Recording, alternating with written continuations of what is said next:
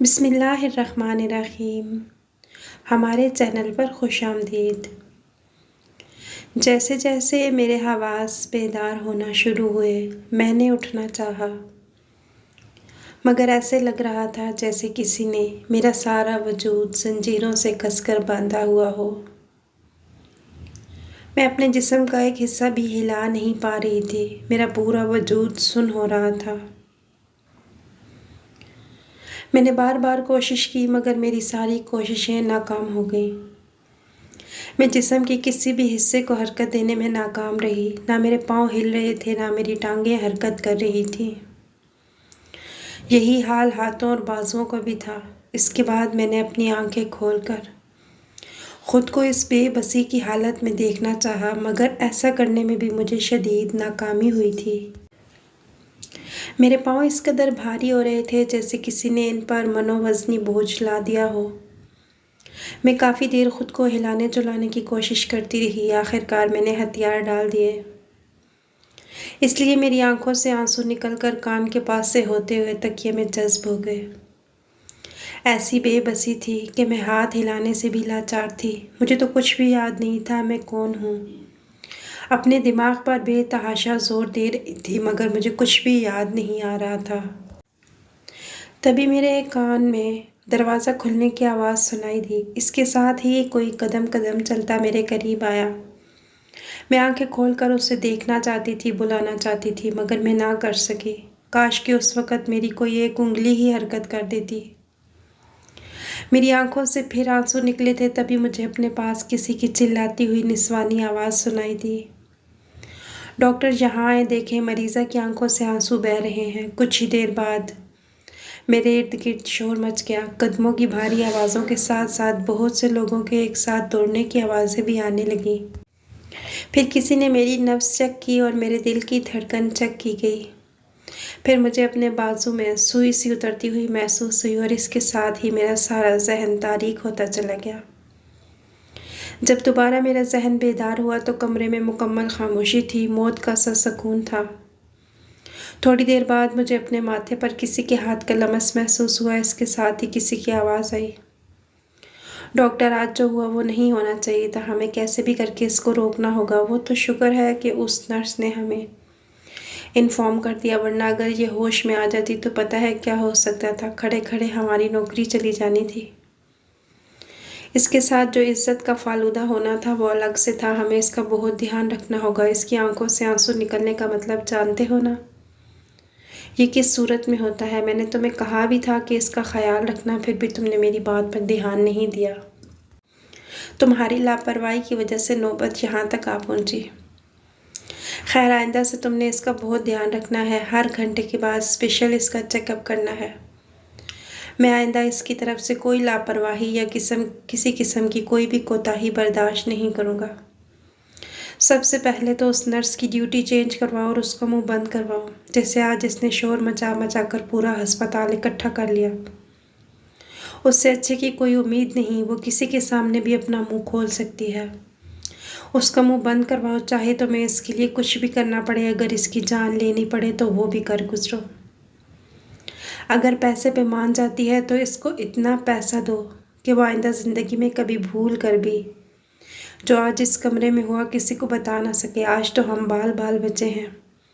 अगर आने में ज़रा भी देर हो जाती तो कुछ भी हो सकता था। इसका मतलब तुम बखूबी जानते हो। मेरा ख्याल नहीं है कि तुम्हें और कुछ बताने की ज़रूरत है। इतना कहकर वो आदमी खामोश हो गया। तो दूसरे की आवाज़ आई जो पहले को कह रहा था, मैंने इससे बेहतर इसका मतलब और कौन जान सकता है। इसके साथ ही उसने पहले आदमी को बेफिक्र करते हुए कहा कि उसको फ़िक्र करने की कोई ज़रूरत नहीं, उससे दोबारा कोई गलती नहीं होगी। और उसने उस नर्स का पक्का इंतज़ाम किया है, जिसके बाद वो इस अस्पताल के अंदर तो क्या इसके करीब भी दिखाई नहीं देगी। ये कहते ही शायद वो उठकर बाहर चले गए। यह अंदाज़ा मैंने कदमों की चाप खुद से दूर जाते और दरवाज़ा बंद होने की आवाज़ सुनकर लगाया था। मुझे समझ नहीं आ रहा था ये कौन लोग हैं। हमदर्द है या दुश्मन? अगर हमदर्द हैं तो मुझे होश में आने क्यों नहीं देते। हालांकि मैं सब कुछ सुन सकती थी, महसूस कर सकती थी। ये लोग मेरे दुश्मन हैं तो मेरा इतना ख्याल क्यों कर रहे हैं। इन लोगों के बारे में मैं कुछ भी अंदाज़ा नहीं लगा पा रही थी। मैं आंखें खोलने की भरपूर कोशिश करती रही मगर मैं कामयाब ना हुई। यूं ही साकित पड़े पड़े मुझे न जाने कितने घंटे गुजर गए जब एक बार फिर से कमरे का दरवाज़ा खुला और कदमों की चाप सुनाई दी।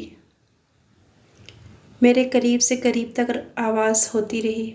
किसी ने गीले कपड़े से मेरे हाथ मुंह साफ किए और साथ ही वो कह रही थी, न जाने इतने खूबसूरत लोग इतनी बुरी किस्मत क्यों लिखवा कर लाते हैं। अब अच्छी खासी खूबसूरत और हसीन लड़की है, न जाने इसको क्या हो गया है। लोग तो कह रहे हैं पिछले 12 साल से कोमा में है। उसके मुंह से निकलने वाली ये बात मुझ पर क़यामत बन के टूटी थी। मैं पिछले 12 साल से कोमे में थी। क्या मतलब मैं 12 साल से यूं ही बेजान थी। मेरे दिल की धड़कनें एकदम बढ़ने लगी और सांस उखड़ने लगा। तभी उसने हंसते हुए मुझे देखा और किसी को काल में लाई। 5 मिनट बाद ही मुझे अपने पास ही कल वाले आदमियों में से किसी की आवाज़ सुनाई दी जो जल्दी में नर्स को कुछ न कुछ हिदायत दे रहा था। साथ साथ मेरा चेकअप भी किया जा रहा था। कल ही की तरह मुझे कोई इंजेक्शन लगाया गया और मैं बेहोशी की वादियों में उतरती चली गई। जब मुझे फिर होश आया तो मैं अपनी आंखें खोल नहीं पाती थी। हालांकि मैं देखना चाहती थी कि मेरे साथ क्या हो रहा है। मुझे बार बार बेहोशी के इंजेक्शन क्यों लगाए जाते हैं। मैं अस्पताल में क्यों थी। मैं कोमा में क्यों चली गई थी। कोशिश के बावजूद भी मुझे कुछ याद नहीं आता था। कल वाली 2 आवाज़ें अभी भी सुनाई दे रही थी और वो मेरी बेहतर होती हालत को देख के परेशान हो जाते थे। उन्होंने ऐसा क्या किया था जो वो इतने खौफज़दा थे कि मेरे रिकवर करने के बावजूद मुझे रिकवर करने नहीं देते थे। ऐसी कौन सी बात थी जो वो अपने पेशे का लिहाज भी नहीं रखते थे, क्योंकि डॉक्टर का पहला फ़र्ज़ मरीज़ की जान बचाना होता है। मगर वो कुछ और ही करते थे। वो दोनों काफ़ी देर तक बातें करते रहे, इस बात से अनजान कि मैं उनकी एक एक बात सुन रही थी। अब मुझे बस हर वक्त इंतज़ार होता कि कब वो आएंगे और मैं उनकी बातें सुनूंगी और अपने बारे में पता करूं, क्योंकि बस यही एक तरीका था जिससे मैं अपनी पहचान कर सकती थी। उन 2 आदमियों की बातें सुन के लगता था कि वो मेरे बारे में सब कुछ अच्छी तरह जानते हैं। मुझे भी अपनी पहचान मालूम करना थी। मैंने सोच लिया था कि आज के बाद किसी के सामने भी किसी किस्म का कोई रद्द-ए-अमल नहीं दूंगी, क्योंकि इसका फ़ायदा नहीं था बल्कि नुकसान ही नुकसान था। क्योंकि इन लोगों को ज़रा सा भी मेरी रिकवरी के बारे में इल्म होता तो मुझे कोई ना कोई इंजेक्शन लगाकर बेहोश कर देते थे, जबकि मैं ज़्यादा से ज़्यादा होश में रहना चाहती थी। इन 2 आदमियों और उस नर्स के अलावा कोई भी मेरे कमरे में नहीं आता था। अब मुझे इन आदमियों से खौफ महसूस नहीं होता था, क्योंकि ये मैं जान गई थी कि वो मुझे जान से नहीं मारेंगे। अगर जान से मारना होता तो यूं 12 साल तक मुझे कोमा में ना रखते। जान लेने के लिए तो जहर का एक इंजेक्शन ही काफ़ी होता है।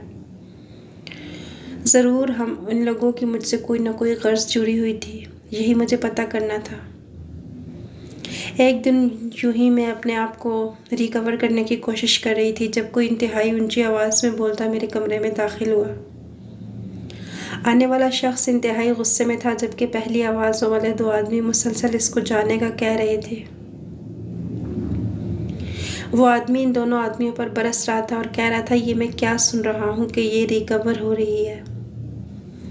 मेरी बताई गई अद्वियात जो इसको इस्तेमाल करवाई जा रही हैं, उनसे ये रिकवर कैसे हो सकती है। अगर ये होश में आ गई तो क्या होगा। मैंने सुना है पिछले दिनों इसकी आंखों से आंसू बह रहे थे। तुम लोगों से कहा था एक एक पल की खबर चाहिए, फिर मुझे इस खबर से बेखबर क्यों रखा गया। उस शख्स का गुस्सा किसी तौर पर कम नहीं होता था। पहले 2 आदमियों में से एक ने कहा कि जैसा वो समझ रहा है ऐसा नहीं। इसकी आंखों से आंसू नहीं निकले थे, वो तो इसकी ड्रिप लीक हो गई थी। उसके कतरे इसकी आंखों पर पड़े तो वो नर्स इनको आंसू समझ बैठी।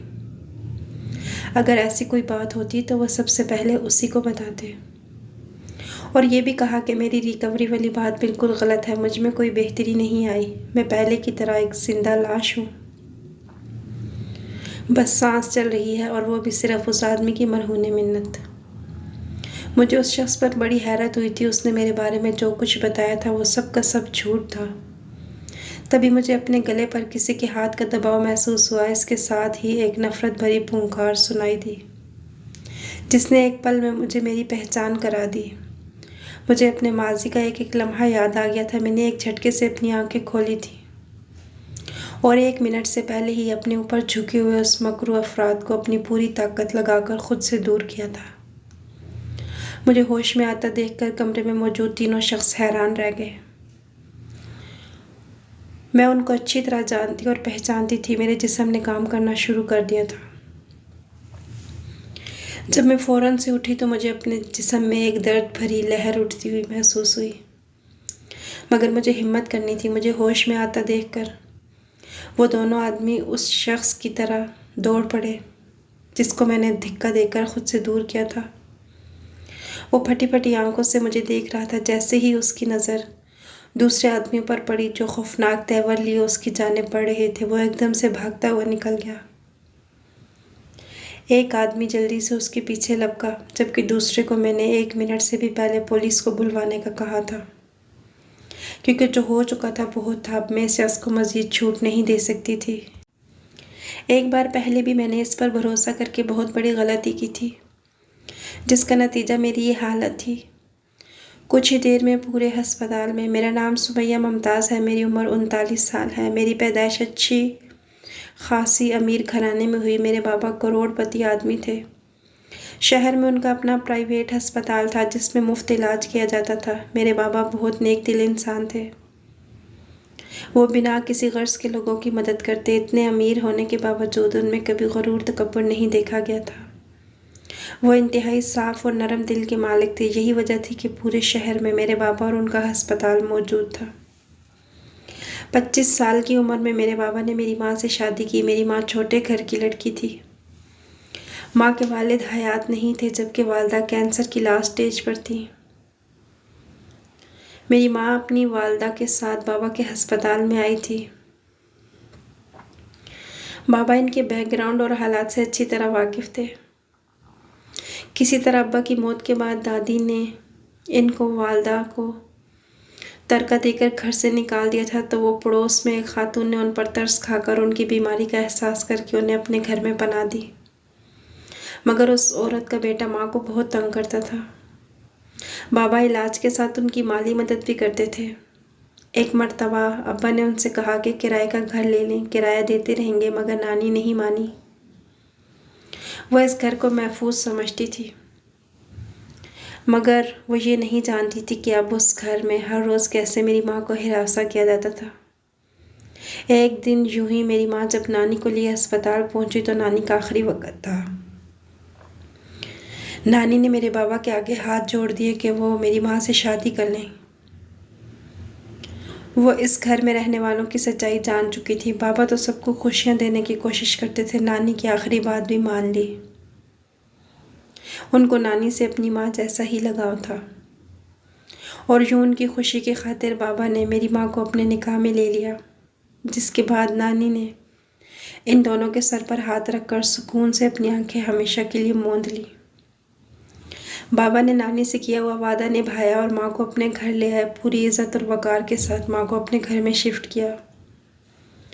माँ को कभी एहसास ना कराया कि वो छोटे घर की हैं या उनका बैकग्राउंड क्या था। यूं खुशियों भरी ज़िंदगी गुजरने लगी। 4 साल बाद मेरी आमद ने उनकी खुशियों को दोबाला कर दिया। मेरा नाम मेरे बाबा ने रखा था। मेरे बाबा चाहते थे कि मैं एक कामयाब और रहमदिल डॉक्टर बनूं और उनकी अस्पताल का नाम रोशन करूं। वो मुझे बचपन से ही डॉक्टर सुमैया इम्तियाज़ कहते थे। मेरी माँ की ख्वाहिश थी कि मैं आर्मी में जाऊं, लेकिन मेरा दूर दूर तक ऐसा कोई इरादा न था और बाबा भी यही कहते थे कि मेरी बेटी डॉक्टर बनेगी। मेरी पैदाइश के 10 साल गुजर जाने के बाद भी मेरी माँ की और कोई औलाद न हुई। मेरे 11 साल के होते ही एक दिन माँ हार्ट अटैक होने की वजह से मुझे और बाबा को अकेला छोड़ गई। माँ के जाने से मैं बेहद बीमार पड़ गई। मेरी जहनी हालत पर बहुत बुरा असर पड़ा। 2 माह तक हॉस्पिटल में दाखिल रही। मैं माँ की जुदाई बर्दाश्त नहीं कर पा रही थी। यही हाल मेरे बाबा का भी था। लेकिन वो मेरी खातिर खुद को संभाले हुए थे। तब अब्बा को किसी ने दूसरी शादी का मशवरा दिया। वो शादी तो नहीं करना चाहते थे, मगर मेरी हालत के पेश नज़र उन्हें ये कदम उठाना पड़ा। मेरे बाबा करोड़पति इंसान के लिए ढेरों ढेर रिश्ते थे, मगर बाबा किसी समझदार खातून से शादी करना चाहते थे जो मुझे संभाल सके, मुझे माँ का प्यार दे सके। इस वजह से बाबा ने एक बेवा औरत से शादी कर ली, जिसका एक 15 साला बेटा भी था। मेरी सौतेली माँ और सौतेला भाई दोनों ही अच्छे थे, मुझसे मोहब्बत करते थे। मैं जल्द ही उनके साथ घुल मिल गई, लेकिन सगी माँ को अपने दिल से ना निकाल पाई। वक्त गुजरता रहा और मैं बाबा की ख्वाहिश के मुताबिक डॉक्टरी मुकम्मल करके हाउस जॉब पर लग चुकी थी। मेरा भाई भी इसी फील्ड में आना चाहता था, मगर वो पढ़ाई में काफ़ी वीक था। बाबा ने उससे कहा कि वो सॉफ्टवेयर इंजीनियरिंग कर ले, जो डॉक्टरी की निस्बत आसान है। बाबा ने उसका एडमिशन अमेरिका के कॉलेज में करवा दिया और कहा कि 1 हफ्ते बाद तुम्हारी फ़्लाइट है। बाबा की बात सुनकर वो बहुत परेशान हुआ। वो जाना नहीं चाहता था, लेकिन बाबा ने उसे फोर्स किया कि तुम जाओ, ये तुम्हारे लिए बेहतर है। अम्मा भी उसे भेजना नहीं चाहती थी। जब बाबा ने अम्मा को समझाया कि वो ये सब उसके भले के लिए कर रहे हैं ताकि वो अपने पैरों पर खड़ा हो जाए, तो अम्मा बेटे की हिमायत में बोल पड़ी कि क्या ज़रूरत है नौकरी करने की, ये सब कुछ इसी का तो है। इसकी 7 नस्लें भी बैठकर खाएंगी तो भी कमी नहीं होगी। बाबा को अम्मा की बात सुनकर बहुत अफसोस हुआ था, मगर उन्होंने अपना इरादा फिर भी ना बदला। अपनी जान पहचान के ज़रिए इसके लिए आगे काफ़ी सहूलतें करवा दी थी।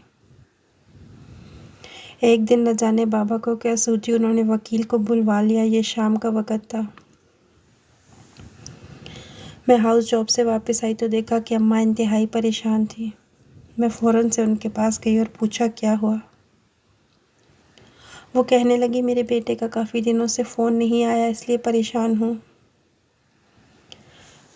मैंने कहा, आप परेशान ना हो, मैं अभी बाबा से उसका पता करवाती हूँ। अम्मा कहने लगी, बाबा स्टडी रूम में है। मैं सर हिलाती हुई वहाँ चली गई जहाँ से वकील निकल कर जा रहा था। मैंने बाबा से पूछा, ये सब क्या है? तो बाबा ने कहा कि आज उन्होंने हॉस्पिटल मेरे नाम कर दिया है। आज से मैं ही हॉस्पिटल की इंचार्ज हूँ। बाबा ने मुझे एक फ़ाइल पकड़ाई और कहा, बेटा, मैंने ये अस्पताल बहुत मेहनत करके बनाया है। मेरी बहुत बड़ी ख्वाहिश थी इसमें। तुम्हारे दादा ने भी मेरी मदद की। मैं चाहता हूँ कि तुम भी इस अस्पताल पर ऐसे ही मेहनत करो। मैंने इस हॉस्पिटल को अपने बच्चे की तरह पाला है, कभी इस पर कोई हर्फ नहीं आने दिया। मुझे उम्मीद है कि तुम भी ऐसा ही करोगी और पूरी ईमानदारी से अपना काम करोगी। मेरी इमानत की हिफाजत करोगी।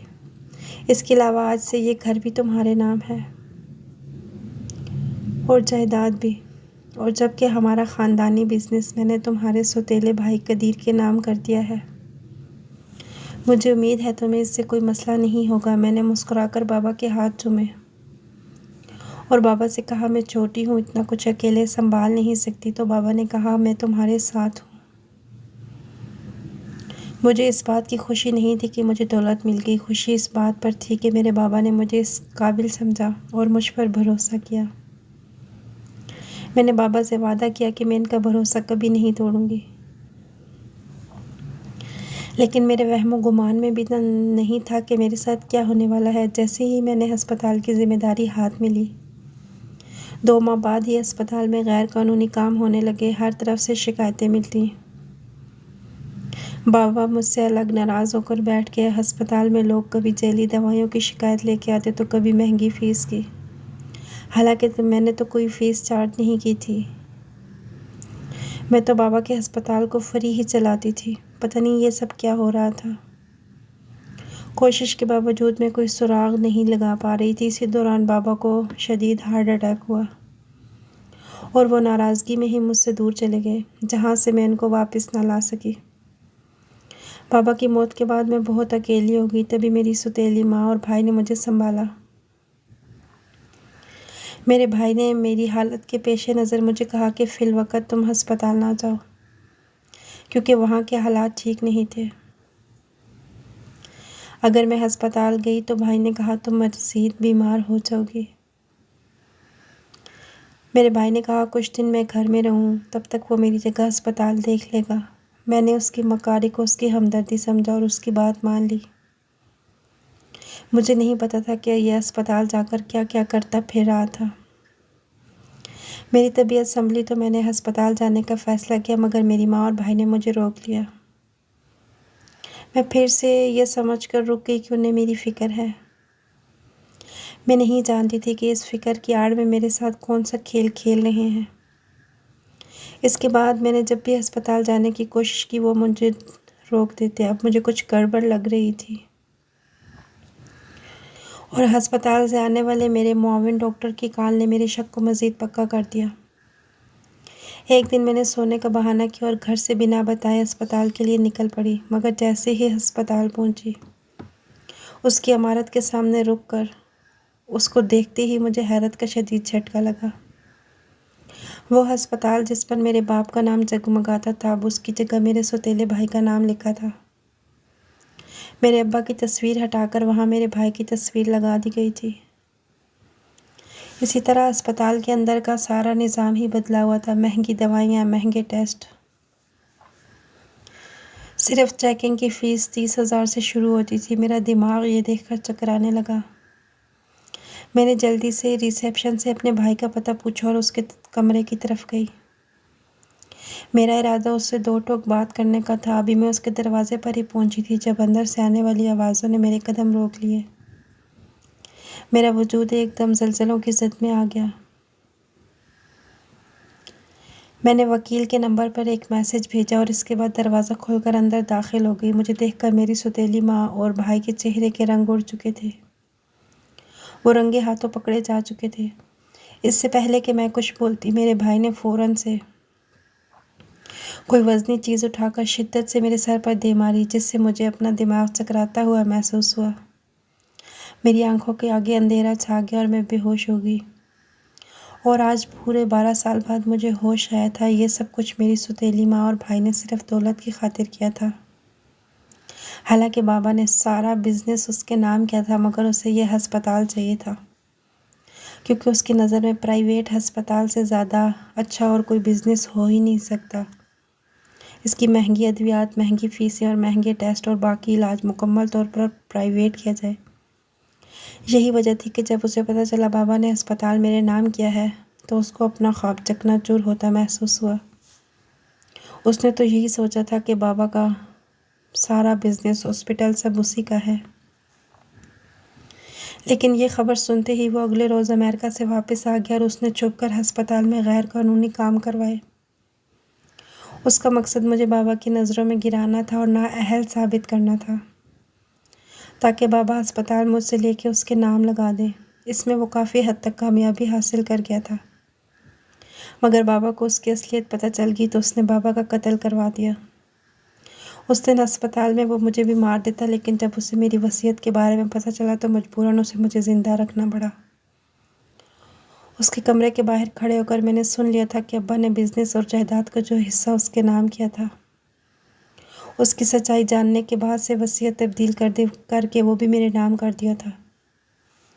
तो मैंने उसी वक़्त खड़े खड़े वकील को मैसेज किया था कि मेरी वसीयत लिख दे, अगर मैं मर जाऊँ तो मेरी तमाम जायदाद अस्पताल समेत हुकूमत के पास चली जाए। मेरे इसी मैसेज की वजह से मेरे सौतेले भाई को मुझे ज़िंदा लाश बनाकर रखना पड़ा और मेरी बीमारी का नाम देकर अपनी ख्वाहिशात पूरी करता रहा। आज मुझे होश में आता देखकर वो भागना चाहता था, लेकिन थोड़ी सी तलाश के बाद उसे गिरफ़्तार कर लिया गया। अस्पताल में जैली दवाइयाँ भी मौजूद थीं। मैंने वो सब हटा दिया और अपने अस्पताल को बाबा के हॉस्पिटल जैसा बना दिया। अब 4 साल गुजर के हैं, मेरा भाई अभी तक जेल में है। सौतेली माँ खुद ही घर से न जाने कहाँ चली गई। मेरे अस्पताल में रोज़ाना सैकड़ों अफराद का मुफ्त इलाज किया जाता है। तमाम तिब्बी सहूलियात अस्पताल में फ़राहम की जाती हैं। अगर आपको वीडियो पसंद आई है तो इसे लाइक और शेयर कीजिएगा। अल्लाह हाफिज़।